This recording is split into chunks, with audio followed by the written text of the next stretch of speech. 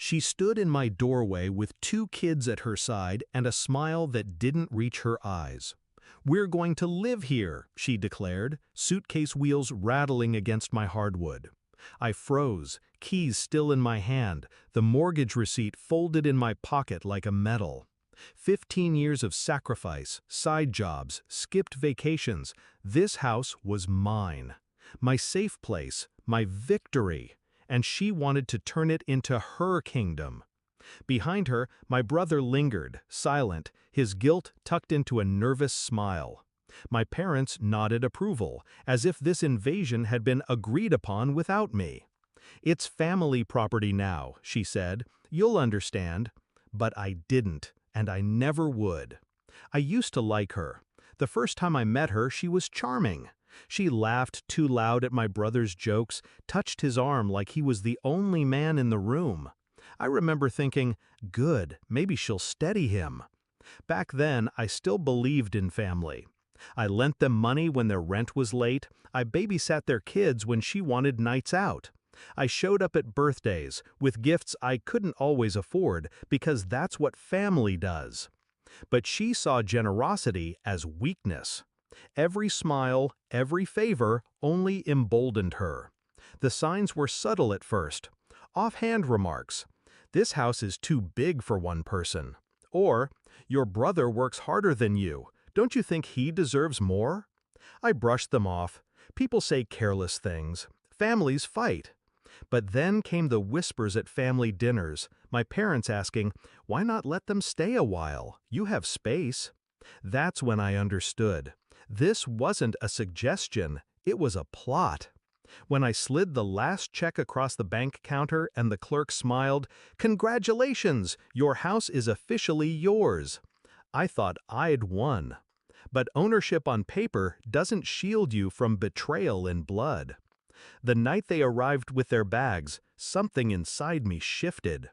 Rage wanted me to shout, to slam doors, to throw them out with their luggage.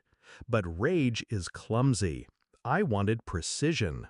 So I let her step inside.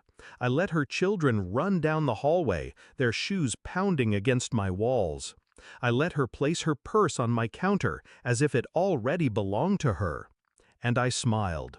Because while she was busy declaring victory, I was already building her downfall. The next morning, I went to the county office. Title deed in hand, signed and notarized, I requested a certified copy. Then another, then 3 more. Paper doesn't bend to manipulation. Paper doesn't care about family politics. Paper answers only to the law. I filed a no trespass order, quiet and discreet, naming her and, strategically, not my brother. I wanted to separate them, force him to choose. At the same time, I visited a locksmith. By evening, every lock had been replaced. My keys, my control. And then came the final move. I invited the entire family over for dinner. The tension at the table was thick. She tried to play hostess, dishing food onto plates as if she'd already conquered the house. My parents praised her cooking. My brother avoided my eyes. When the meal was nearly done, I stood, slid an envelope across the table and said, "I have something for you." She opened it, expecting money. Instead, she found a certified copy of the deed, bold letters spelling my name. Then the restraining order. Her face paled. "What is this?" My voice was steady. "Proof. This is my house. You have no right to it. The next time you step inside without permission, the police will escort you out." Silence. My brother shifted uncomfortably. My parents opened their mouths, but I cut them off with one sentence. Family property exists only when family respects it. You showed none. The tears came then, not from guilt, but from exposure. She had counted on silence, on shame, on me caving the way I always had. She hadn't expected resistance wrapped in paperwork and law. She stood, trembling, children watching wide-eyed, and spat, "You'll regret this." But regret belongs to the defeated. After they left, the house was mine again, truly mine. The echo of her children's footsteps faded, replaced by a quiet that felt like triumph.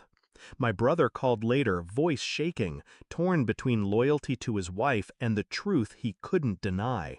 I didn't answer. Some bonds aren't worth saving. I walk these halls now with pride. Every corner reminds me not just of struggle, but of victory earned through patience and precision. They tried to strip me of my sanctuary, my achievement, my freedom. Instead, I stripped them of their illusion of tower. Final reflection. They thought my silence meant surrender. They mistook kindness for weakness. But this house wasn't just walls and bricks. It was proof that I could stand alone. And the day they tried to steal it, I reminded them I am not theirs to conquer. This is mine.